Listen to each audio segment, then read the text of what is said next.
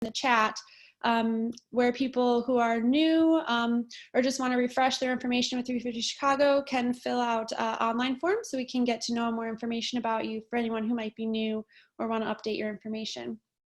But let's dive in. So thank you so much for joining us this morning. Today we're going to welcome Aaron Hughes, who's an artist in the Chicago area, and I'll let him say more about himself. But we invited him here today because we've had such great experience working with him in the cross section of art and activism.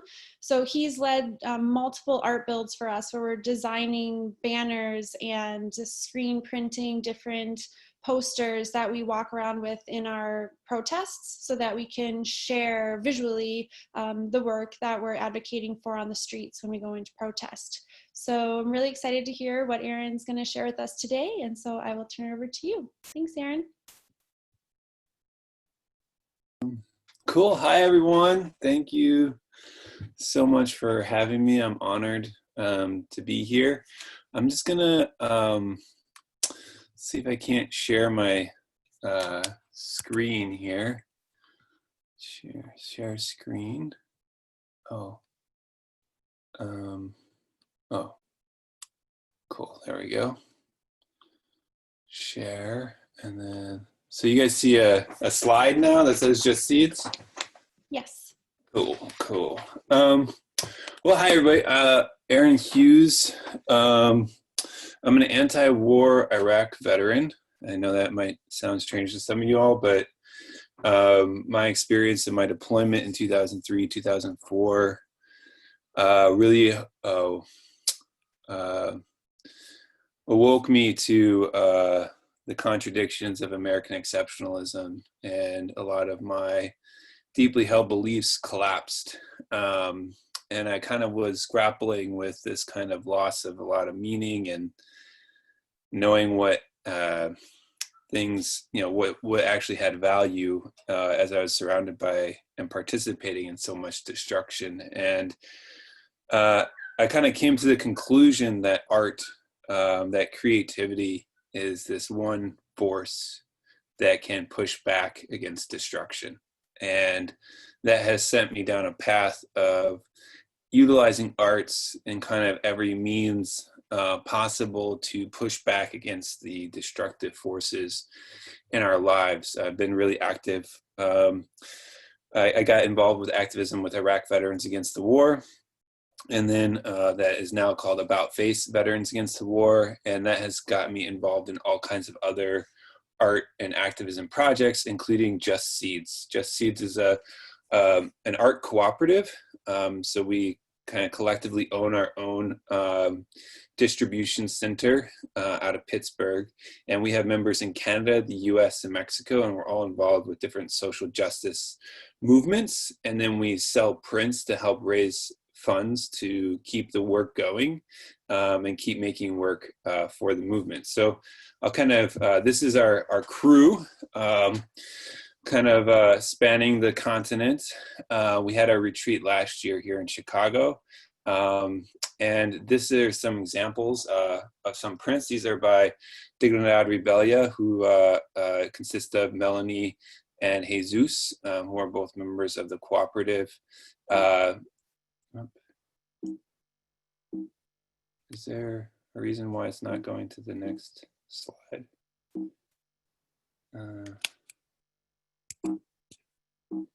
Did someone freeze my screen? I'm not sure what's happening. I can hear it trying to advance from your side, actually. I can't even escape to get out of the. I'm not sure. Jerry, okay, well, that'll work. I'll just click instead, maybe. Okay, yeah. There you go, yeah.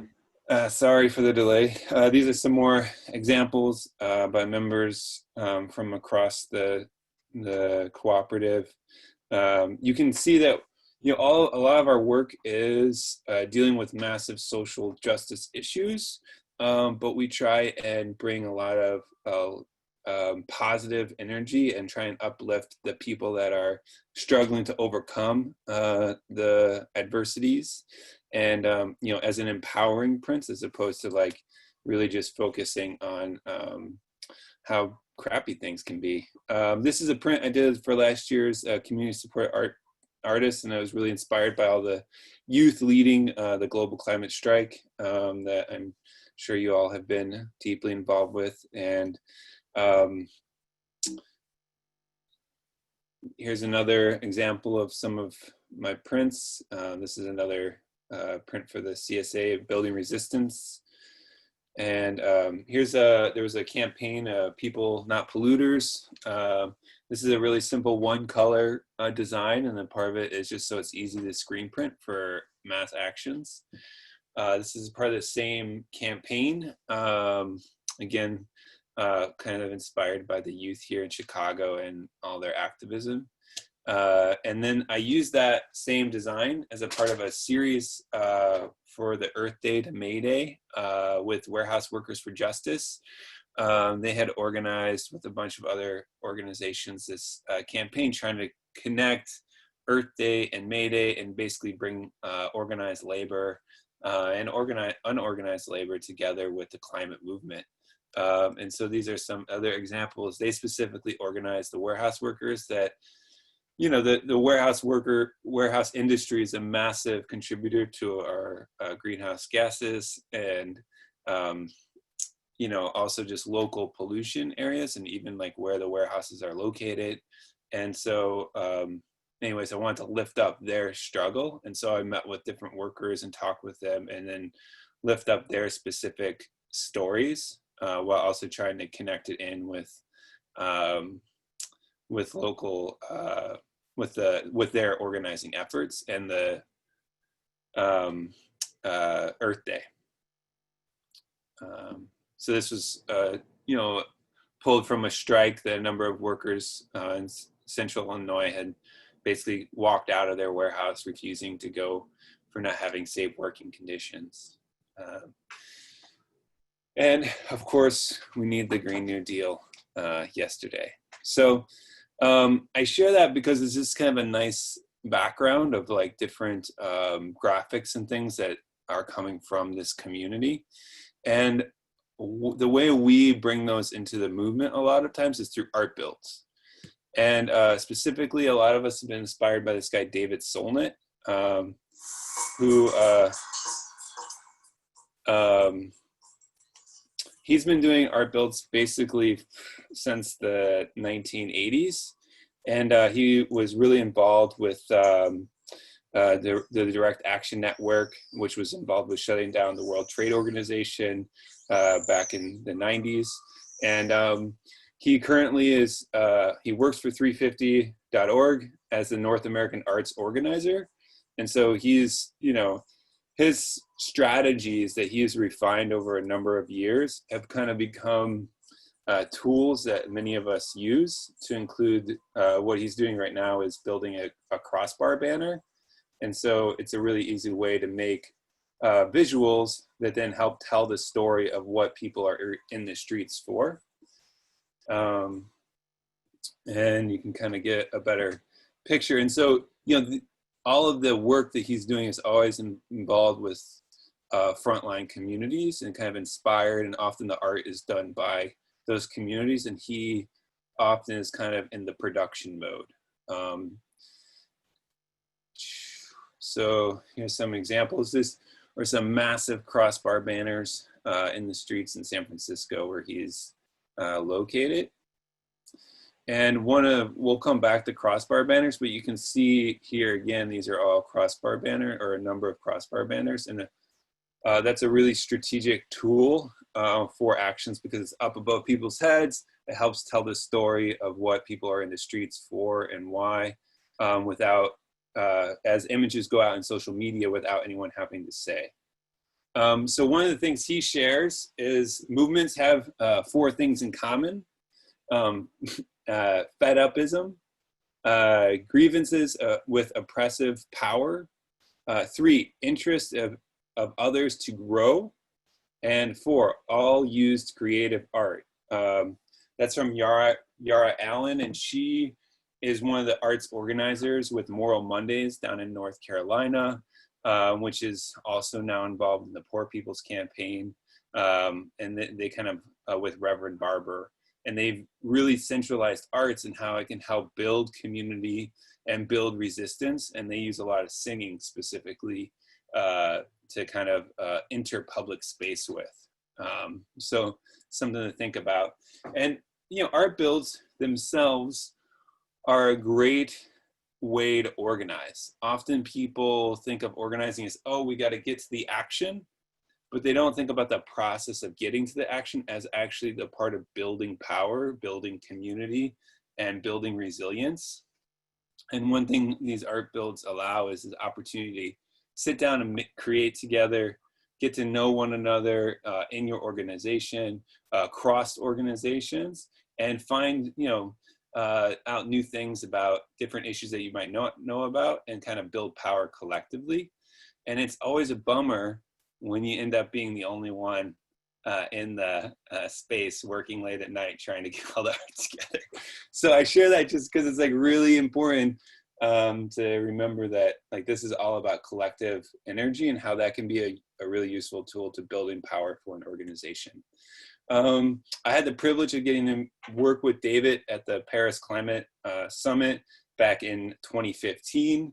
They had set up a whole warehouse where a number of organizations were painting banners, and that kind of really kind of exposed me on a deeper level to the process of building out a space for production, which is, and then I went to Standing Rock, and Melanie and Jesus, who I mentioned earlier, a part of Justseeds, they went out to Standing Rock and they set up this art tent and indigenous-led space that and indigenous designs and indigenous printing. And then, you know, a number of us kind of went out to just support. So we were like running prints and other things. But I share this because it just highlights how versatile these this kind of operation is and how important it is to help telling the story.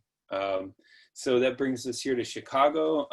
You know, this is at the UE Hall, an art build with 350, and also Resist, Reimagine, Rebuild, which they had actions for May Day, and 350 had stuff for Earth Day.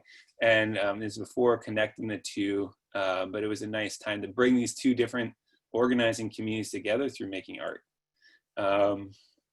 And so you can kind of see like here, all of these crossbar banner sheets getting lined up for production.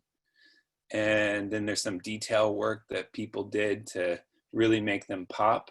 And it really allows a lot of people in a lot of different arrays of experience to get involved. You know, it doesn't have to be, you know, just expert artists or something. It's a community effort.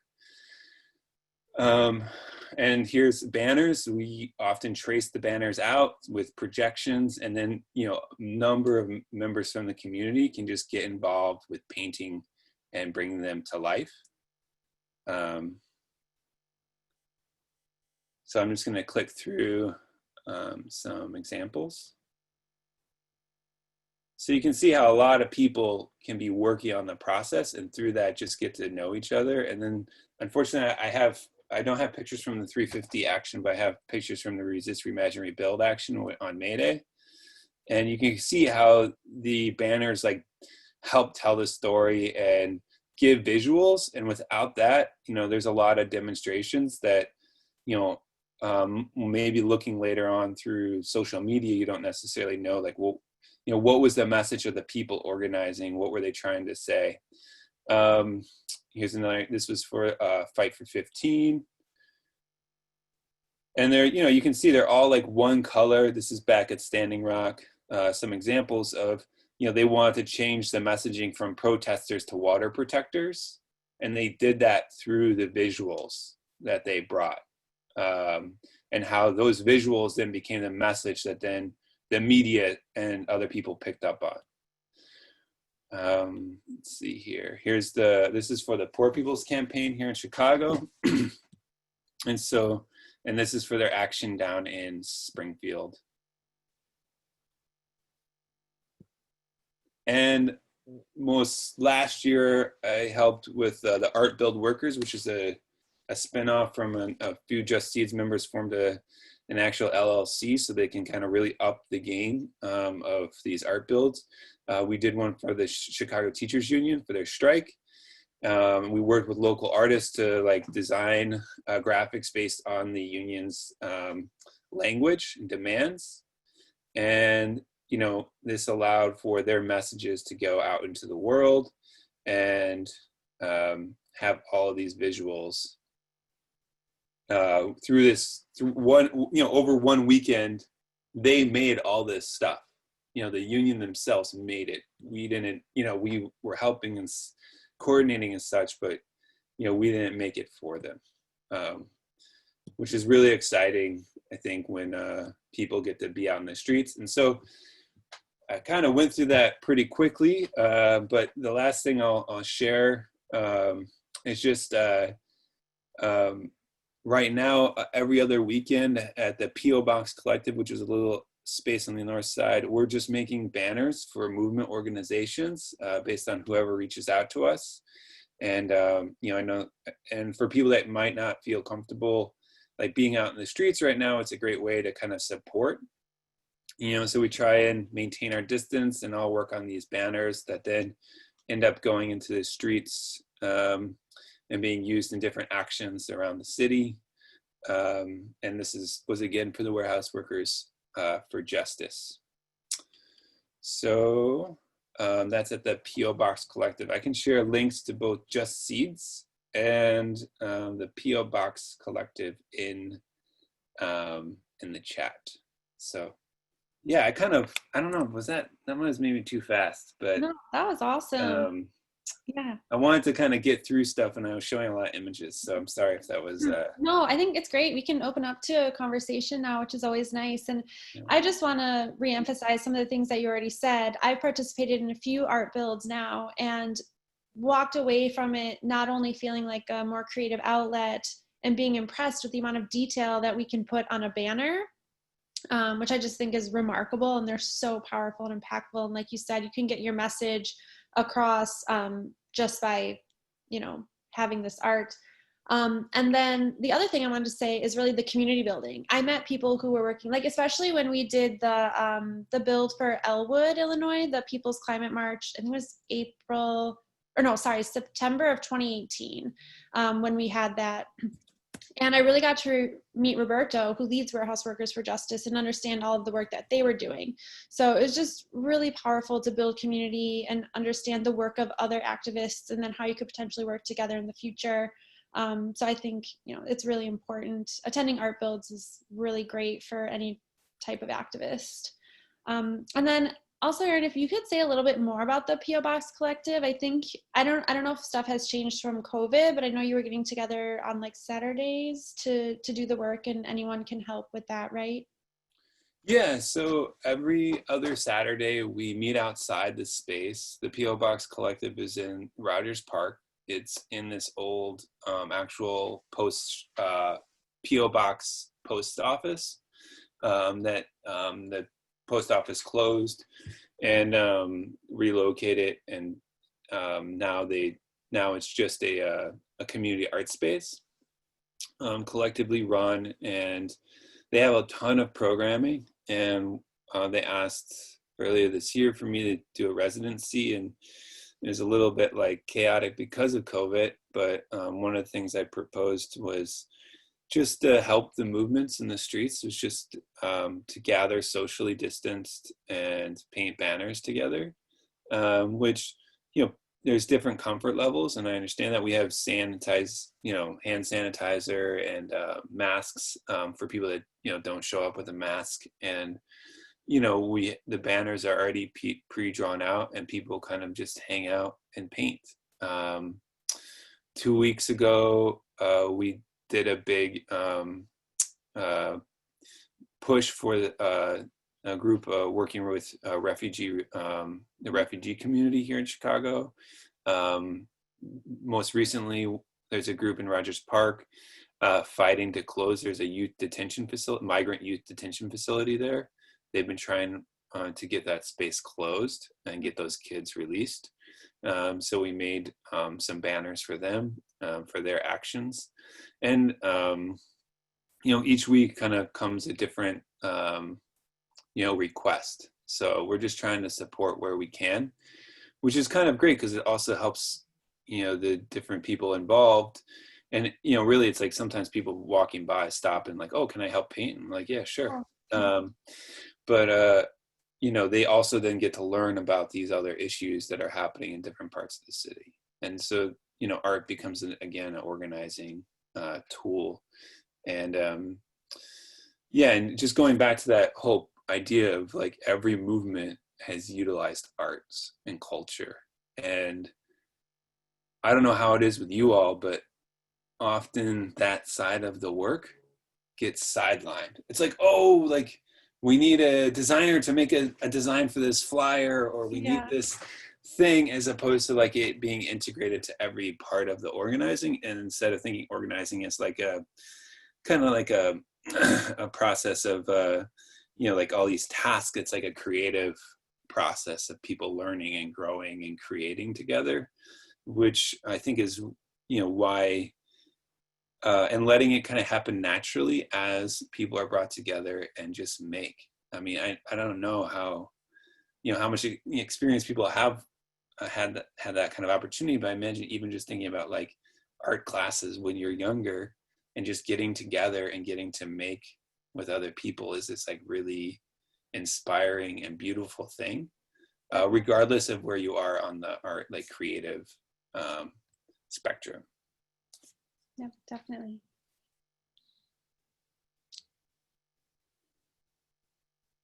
Yeah, we have a note from Christian. Art should be present at the beginning of organizing rather than at the last minute. Yeah, I agree with that. We're kind of guilty at 350 Chicago of doing that too. Like, oh, we have this rally, we should get art. Yeah, it's interesting.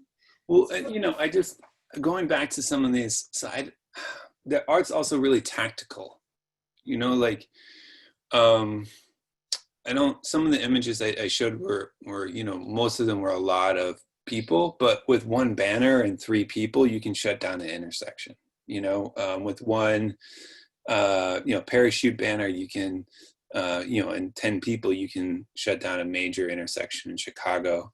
And how, that art helps take up space, and how important that is tactically when you're, trying to, push back against all of the messaging and massive infrastructure around us and be able to get your message out into the world. Mm-hmm. I didn't show it here, but there was an awesome, David helped with these McDonald's workers on strike. And I think there was like 10 workers in this image, but they shut down this McDonald's with their banners, basically. And it was just like a beautiful action, and they were doing it because of unsafe working conditions. So, how that art can really like be used tactically is a valuable thing too. Yeah, and also it's good for the press as well, because they can take a picture and then that picture can convey the meaning in just a quick glance versus having to read like a whole article or something like that, which a lot of people don't take the time to do these days. So I think it's really fast, precise way to get out your message as well. So does anyone else have any questions or topics you want to bring up? This is Jerry. I have a question for Aaron. Aaron, so I think the description that we had for the collective was it was like 30 plus people in the collective. Is that right? Mm-hmm. Cooperative, yeah. The artists that are in that, is there a commonality to their art background, or is it sort of run the gamut in terms of where they started with in terms of art and what their like training and background is? Like, for instance, how did you get into art, and is your trajectory in art the same as most of the other people? Yeah, so my trajectory is, like I said, I was in the military for 6 years. I was studying industrial design and product design, but had a radical change in my own life and from my deployment, and that sent me onto this kind of art path. A lot of the founding kind of group of Justseeds, so there's a few generations of people involved now, and the older crew, many of them were involved with the anti-globalization movement and coming from this kind of anarcho-punk rock background. They were doing like a lot of DIY prints for punk shows and for political actions, and they started learning. And there also used to be, I mean, in the 90s there was a lot of, and even early 2000s, there was a lot of distro booklets. So like you might like go to a local info shop and find like, oh, here's this distro, and you would order things through a catalog for like actions, like a zine, or for nothing was really online. And so these people were helping distribute each other's work already through these kind of DIY networks. And one of the main distro centers that was helping with that collapsed, and a bunch of those artists decided, well, let's just organize ourselves and start a cooperative. And that kind of is what brought the cooperative into life. And then most recently, we just added 13 new members this year, including, some local folks like William Estrada, Nicole Marquin, Monica Trinidad, who are all amazing artists. And I think I showed some of their work in some of the examples.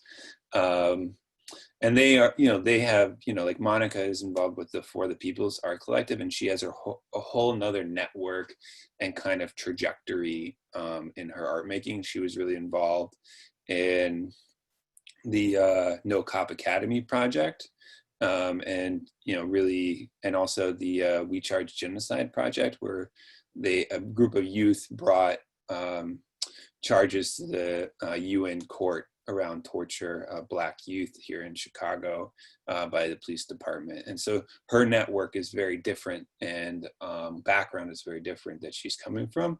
And, we see it as an opportunity to be able to connect and build. And as artists, I've been working with Monica for a long time, but we haven't been in the cooperative together until most recently. Yeah.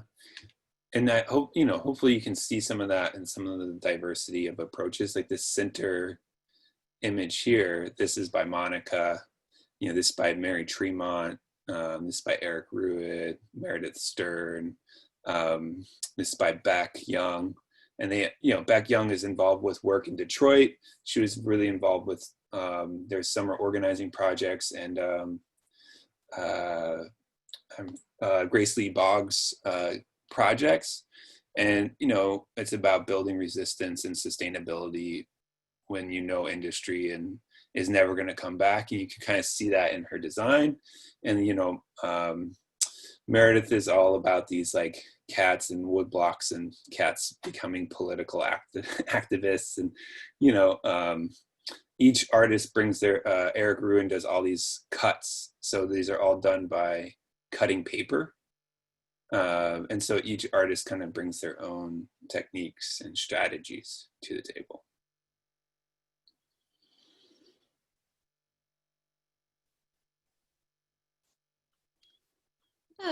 Question too. So if people were part of some type of movement or a campaign and they wanted to get art created or help create art, how would they go about doing that? They reach out to you, or? Yeah, I mean, they can reach out to me. I know that a lot of, like, I imagine there's creative people in the group organizing, mm-hmm. And creating space for those people to have a voice in leadership. And if they need, skills or training, like the thing about these processes that are utilized in a lot of the art builds and things are they're simple, so they're really teachable, and they're designed to be distributed and utilized by as many people across the spectrum. You know, one thing that Josh McPhee always says is, you know, he talks about the what happened in South Africa during apartheid and the movement there, and how artists became organizers and workers became artists. And he always kind of lifts that up as like this important story of how these roles that are kind of defined really need to be broken down and deprofessionalized as much as possible. Mm-hmm. Yeah, that's a great point.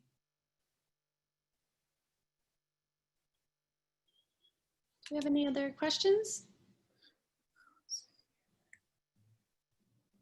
This is Jerry again.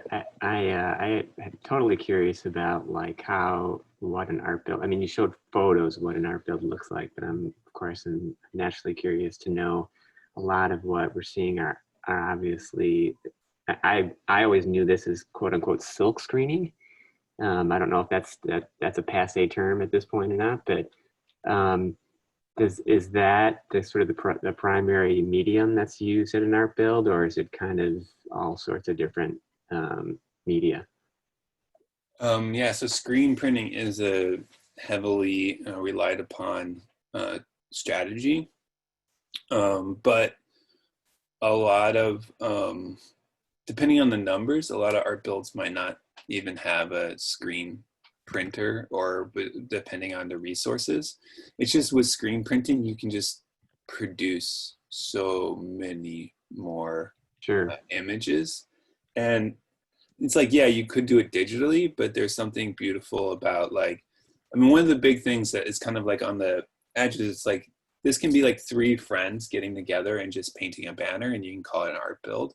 It can be as large as these union art builds, which we had hundreds of teachers come through and help paint banners over a weekend. And we had set up their entire union hall with tables, and we had multiple productions sections, and it can be as large as that.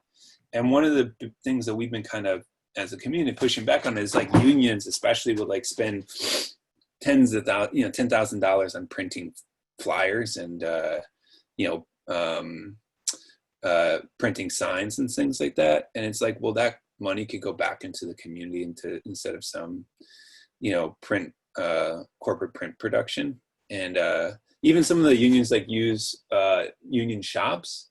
Like it's still like this idea of like being able to like bring the resources to the artist and make these like materials that are I think appreciated in a slightly different way than like all these banners that are, or posters that are made and then thrown away after the action. And for 350.org, another climate justice and really any social justice group, like making stuff for the long haul, I think is really helpful. At this art build, you can see there's a couple different stations. There's a banner painting station here. There is a screen painting station here. And also there's a crew over here, I think that's prepping the wood. So we painted the wood so when people hold it, they don't get splinters. And also cutting the wood down, because those crossbars you can buy as furring strips. And they're like 24 inches or 48 inches long. You cut them in half and they're 2 feet long. And, we have a crew that's putting out the prints to dry. And then, we use that, like I said, we use these furring strips and 2 screws to secure it, and you're good to go. And you can produce, like, I think we made all this stuff in 1 weekend. So it's really, it's like, and it's fun. So, it looks like fun. Yeah. Yeah, that's actually at the UE Hall. Is it Ashland and Monroe, I think? We've used their space a number of times. It's large and they have tables.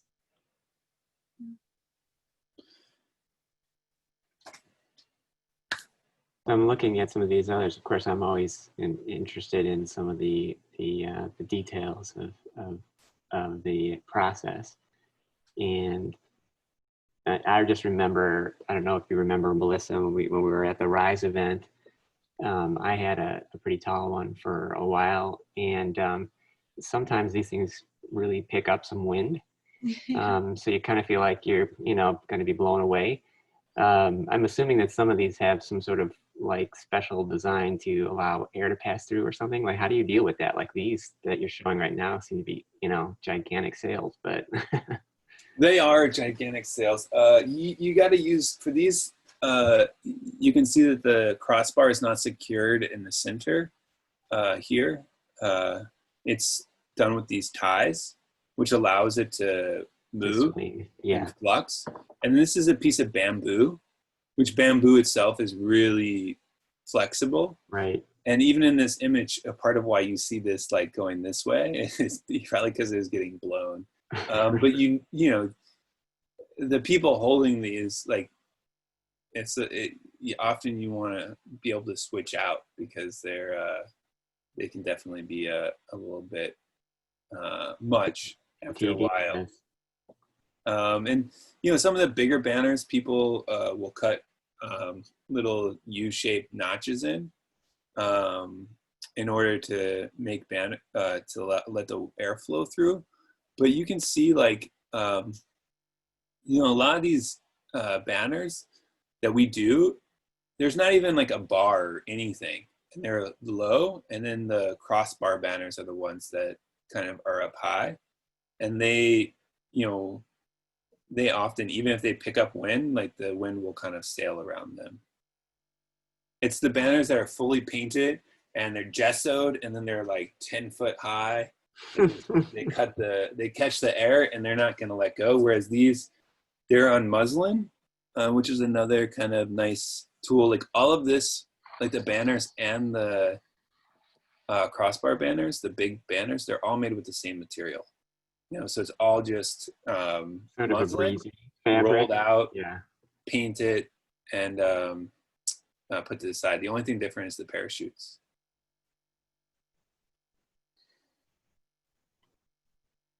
That's cool.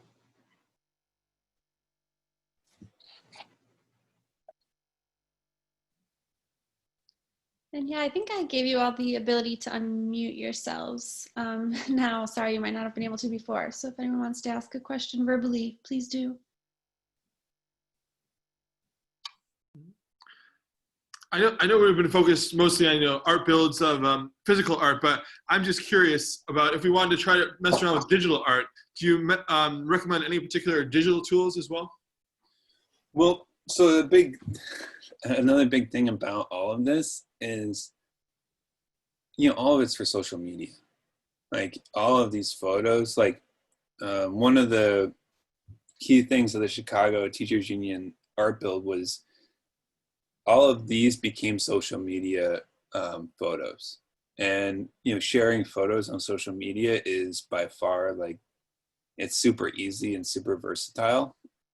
And through all of the messaging being in the photo already, you don't have to like create a meme or make any edits. It just gets posted, and then people share it, and, you know, they might add their own messaging or own story to the message, but in the end, like, the photo itself holds the story. And something I didn't share, but I might be able to, is like other examples of this is like one project that might specifically interest you all is called mud stenciling. And that's where you use large sheets and cut out a stencil, and then use mud with a sponge in order to actually paint the street. And it's kind of this nice, you know, it just washes away and such. So it's, but it's a great way to get the messages out into the world. And, you know, with everything from like wheat pasting is another thing, like wheat pasting, mud stenciling, even the murals that are going on streets right now that people might see, that, you know, there's drone footage of. Like the biggest thing is that they get taken, there's documentation, and that goes on social media. And, you know, there might be 100 or 200 people that get to see it in person, but it goes out to 1,000 or 2,000 or whatever people through social media. So the picture as social media, I think, is is my recommendation.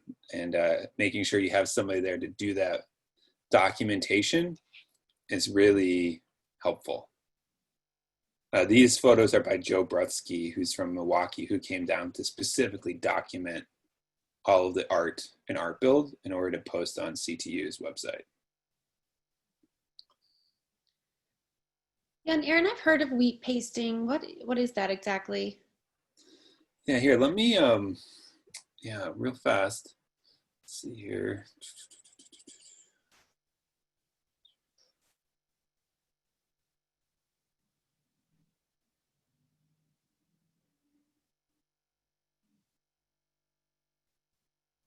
So I'm just gonna skip to a few things.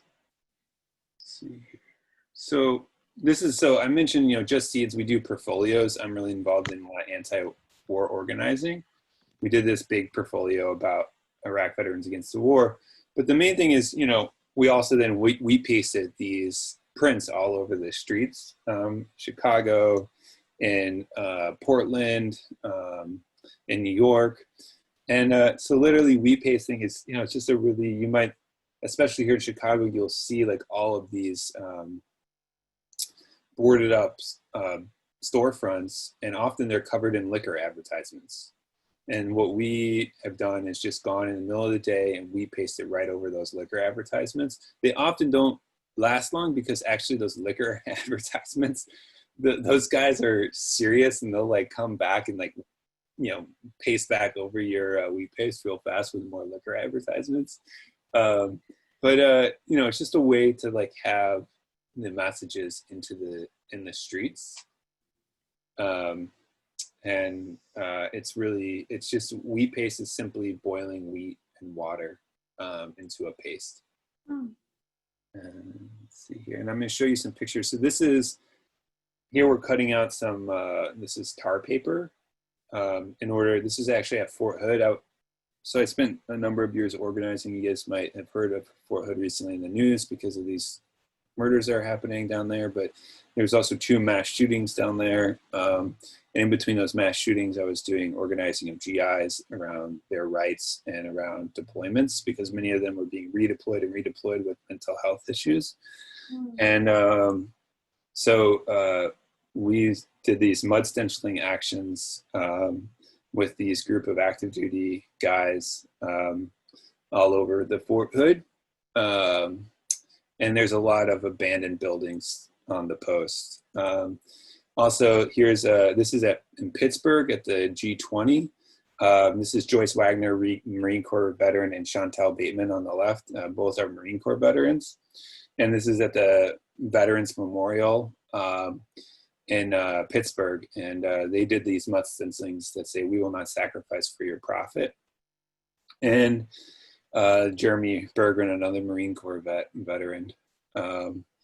And, you can see here Chantel being a badass, and all these crazy riot cops are watching as they're just making this cleaning up this mud stencil. And, these, it's really like it's mud, it's dirt. There's not really like, anyways, but that doesn't mean that some populations and people are still not going to be targeted by the police. So that's definitely something to consider. And then, something else is like how, so this was a mud stenciling action, got turned into a print that then ended up getting projected on walls in Oakland. So you can see how these things, and then this becomes a social media post that then goes out into the world, and you can see how these materials kind of get shared across different platforms.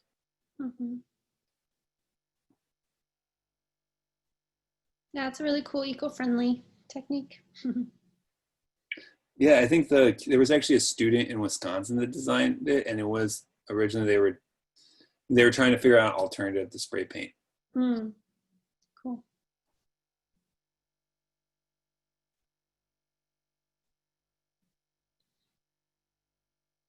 Any other questions or comments?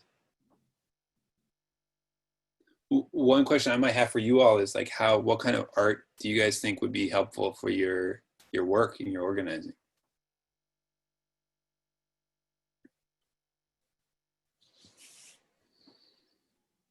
Yeah, so one thing I think would be helpful is, so we've recently found out that the city of Chicago, we met with the treasurer's office, and that they are planning to sunset all of their holdings in fossil fuels within the next like 5 or 6 years. And so we want to make that information publicly known.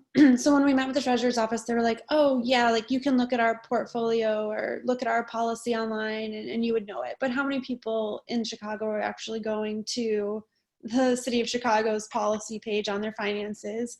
Probably very few. So we're like, we need to make this public knowledge. And so I think doing that in an artistic way would be a really cool thing to raise awareness. So that's one thing I could think of.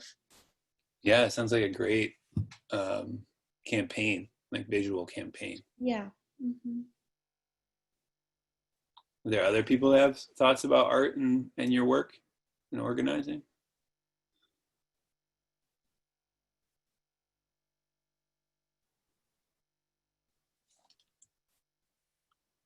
Yeah, Christine, sorry for joining late.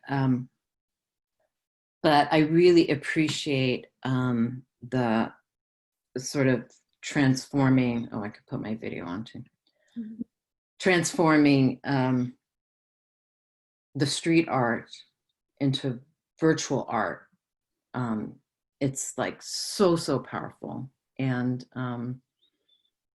yeah, I would be really excited in being involved. Because I did some of that. I had this climate festival that turned out to be more powerful as a virtual event than a live event. But that's kind of the world we live in. Like, so I don't see that. That is, for me, that's not definitely less than. It's like more than. And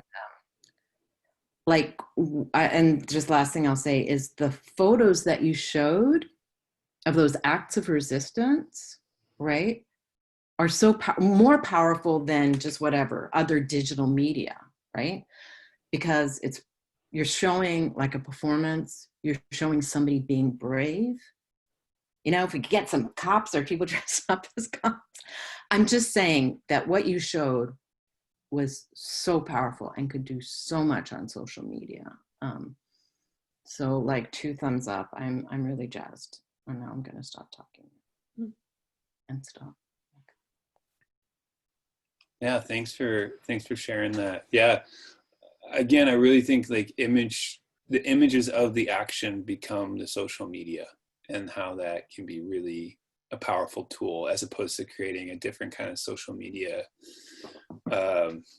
tool. And one other thing I'll just note, going back in all these images I shared, I don't think there's any image that's like people being devastated by pollution or by climate change or the basically the trauma of our world. And again, I just want to uplift, like, there is a narrative of people power that is so important to lift up and push out. And 350.org has been, like, you guys have been leading this work and doing, massive transformative organizing and, getting, universities and cities and states to divest is a huge operation, and celebrating that. Like, we as a kind of movement have forgot to celebrate our victories. And it's so important, and art is such a great way to help tell that story and celebrate these successes, and also point to the world we want to live in. Like you were talking about Chicago divesting its portfolio over the next number of years, and I immediately thought of some of this prefigurative work that's out there that shows the world that people want to live in.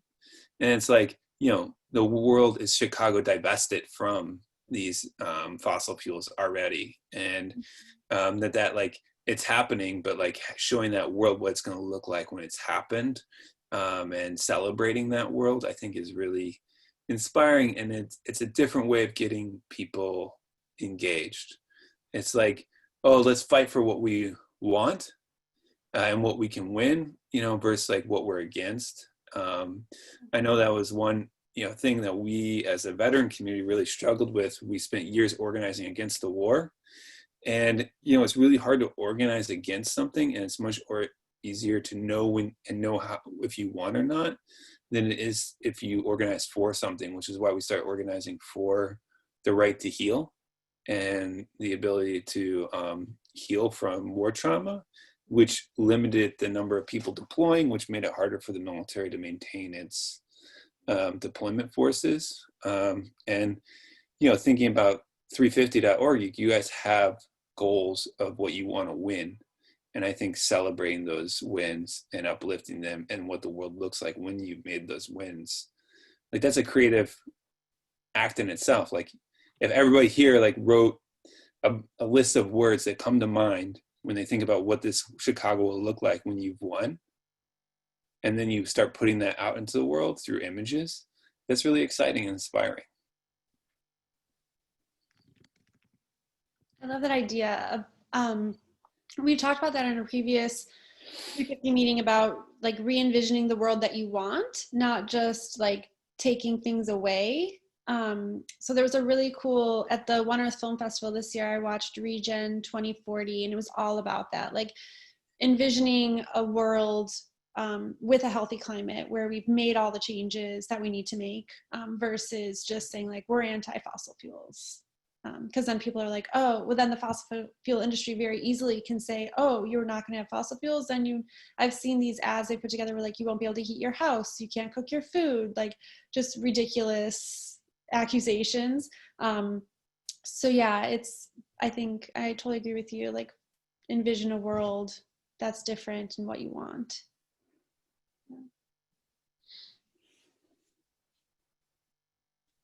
Cool. Well, one last call out for any questions or comments for Aaron, and then I'll switch over to some 350 Chicago stuff.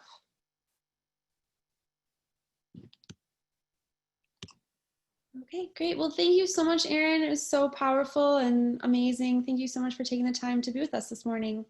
Yeah, no, I really appreciate all the work you guys are doing, and thanks for the opportunity to share. And, please reach out if you guys need banners or want to do another build some point. And yeah, again, I really appreciate all the work you do. You guys are making it happen and building the world that we all need. So. Yeah, likewise. Thanks. Thanks, Aaron. Bye, y'all. Bye. Thank you so much. Yeah, so we can transition into some 350 updates. One, Alex and I have been working closely with the Ready for 100 collective, and they have, we're working to 100% renewable energy for the city. And so for the past 3 Mondays, and then this coming Monday, October 5th, will be the final Monday in a series called Power Up, where we're engaging with the community to have conversations about what we want a renewable energy city of Chicago to look like. So we've talked about health and pollution and renewable energy, jobs, just transition and jobs and renewable energy. And then Alex, do you remember what tomorrow's is? I think tomorrow is about transportation. So electric vehicles and public transit and other related issues. Great. So thanks, Alex. They're from 6 to 8. So it'll be on Monday from 6 to 8 p.m. You can register and I can send out the link for registration. So then you'll get the Zoom link, but it's basically from 6 to 8. So the first hour is a panel of experts on transportation, and there'll be a brief presentation, questions for the panelists. And then the second hour is interactive brainstorming and conversation about what we want the city to look like in terms of transportation going forward. And then afterwards, all of those ideas will be synthesized and then shared out through the Ready for 100 collective. So that's some of the work we're doing on renewable energy. Do you want to add anything to that, Alex? No, but I'll say also that with that Ready for 100 campaign, we will be doing policy research going forward the next couple of months too, to try to develop a framework of policy recommendations to share with the city and shape our policy advocacy. And that'll be partly based on the input that we've gained in these conversations. So if you are interested in participating in some policy research surrounding a climate action plan or a clean energy transition plan for Chicago, definitely contact me as well. Perfect. Thanks, Alex. And then, so as I mentioned earlier on the call, another campaign we're working on is divestment, and we are going to have a strategy meeting on October 25th. I'm trying to remember the time now. It's either 10 a.m. or 5 p.m. I will get that followed up. But if anyone's interested in becoming more involved in doing some of the legwork and the heavy lifting in our campaigns at 350, you're welcome to join our next strategy meeting. And I will also send that out to our listserv, the information there. So we're always looking for people who are ready to become more working members of the group. So we would definitely take your help on that. So that'll be October 25th. And then lastly, we are still working on CEJA. So that's the Clean Energy Jobs Act. And Alex, do you have any updates on that? I think last I saw that it was hopefully going to a vote in November. Yeah, we're still definitely aiming to get CEJA passed in veto session, which would be like late November, early December, I think. But I'm not sure if it's clear that veto session will actually be happening this year. So we may have to be somewhat flexible in our strategizing about that. And right now, also, the Governor Pritzker, in August, Governor Pritzker released an 8-point plan for clean energy. And Governor Pritzker is continuing to hold working groups around clean energy right now as well. So we'll have to pay attention to those working groups and what the outcome is of those working groups. But definitely, it's a good opportunity right now to contact your legislators about CEJA and ask them to support CEJA. Because there might be action happening on CEJA in the next couple of months. Perfect, thank you. And then lastly, if anyone is looking to get more involved in 350, okay, sorry, I just looked it up. Our strategy meeting is at 10 a.m. on the 25th. So if anyone's interested in that, I'll just put in the chat, 10 a.m. to 12 p.m. strategy meeting. So yeah, we have different subgroups that are always doing more of like the, oh, whoops, I just sent it privately, sorry. That are just doing more of like the day-to-day operations of 350. So we have a communications meeting that Jerry is involved in, who you've heard on the call today. And that's basically like, how do we send out clear messaging to our listserv? How do we handle our website and our social media? So the communication team works on that. Alex is part of the research committee, so really deep diving into the different technical pieces and information aspects of the work that we're doing. We also have an education committee, so we plan the monthly meetings like this. So if you have any ideas of what you want to hear about on a monthly meeting, you can let me know. I help plan those, or you can help join the education committee. We've been a little bit stalled on planning events because of COVID, but if anyone has any ideas for like a virtual meeting, we're interested in that as well. And then we also have outreach, which Alex is a part of as well. So that's incorporating new members, getting to know people and how they want to get involved. So that's a little bit about 350 Chicago. I was kind of quick. Does anyone have any questions? What type of things do you do with policy research? Like what tasks would you be doing?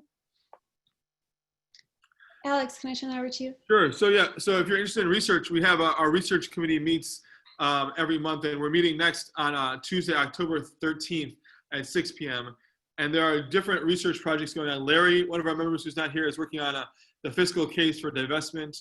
I've been working on research about climate action plans.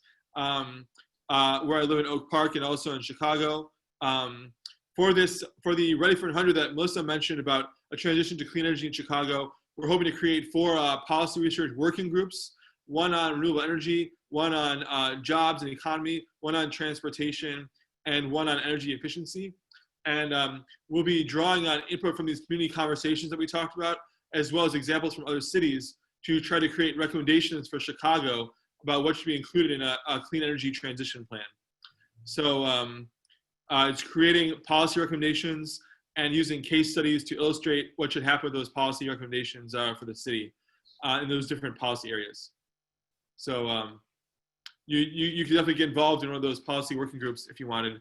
And we're having another, our Ready for 100 coalition is having a policy meeting on October 19th, which is a Monday if you want to join that. So if you're interested in any of that, just let me know if you could just put your email in the chat, I can reach out to you if you want. All right, Did thank you you. have any other questions?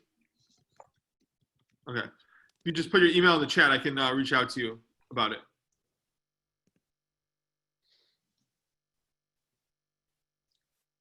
Okay, great. Does anyone have anything that they want to add before we close? This is Jerry, Melissa. I just wanted to augment your mention of the Communications Committee. Just to throw out there, if anyone is interested in any activities related to the Communications Committee, I'm on the committee along with Kyle and Louise. And Communications Committee is responsible for the biweekly newsletter, or working with the newsletter team to draft the final design and send out an email of the newsletter, posting of blog posts, and other related items. We actually do need some help in terms of prepping some of that material. So if you have any experience in terms of email marketing, graphic design, writing, copy editing, or rudimentary knowledge of HTML, CSS kind of thing, please feel free to reach out to me, and we can plug you in where we need the help. And additionally, I guess I'll pass back to you, Melissa. I was just going to mention Christine Skolnick, who's on the call here, may have some information about Third Coast Disrupted. Yeah, great. Christine, sorry. We have Christiane in our group. Christine, please share. Yeah. Hi, yeah, thanks for remembering that. So Third Coast Disrupted is, it's an exhibit. It's been over a year in the planning. I'm peripherally involved. There's another Christine Esposito who is the head of it, but I've been involved through the Institute for Nature and Culture at DePaul, and also directly. And very quickly, what's cool about the exhibit is it focuses on local climate change issues. So that's really interesting and transformative. So it looks at flooding and transportation. The exhibit is really moving because a lot of people are talking from their own experience, suffering from flooding and so forth. There's definitely, racial justice or a critical race theory element as well. So that exhibit is on at Columbia College until the end of the month. So I recommend that. But there's also these really magnificent virtual events, half of which have already occurred, but they've been recorded. So that's just an amazing resource, especially if people are still, restricted in their movement. So I put the link in the chat, Third Coast Disrupted, but like really, really, high quality speakers and fascinating local information. I'll just give one example. I attended the Water Everywhere virtual event, and there's this amazing initiative of a group, I forgot what it's called, it's Space for Growing or something, which is changing asphalt playgrounds, in sort of various, CPS schools to permeable pavement, gardens, grass. They virtually become parks that can be used by the community. Anyway, just these like incredible local initiatives. So that's that. That sounds great. Thanks for sharing that. Anyone else want to share anything?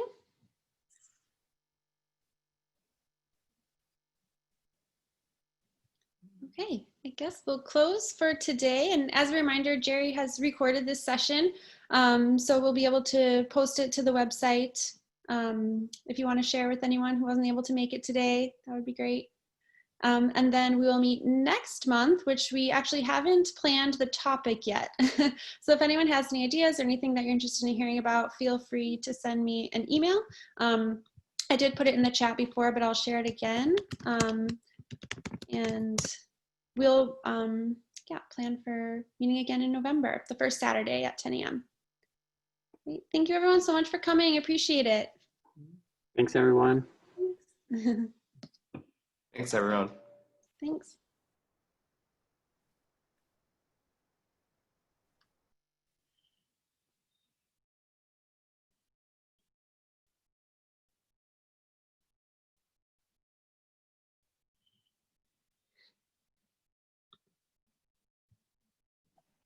Are y'all good, Melissa? Yeah, thanks so much, Jerry.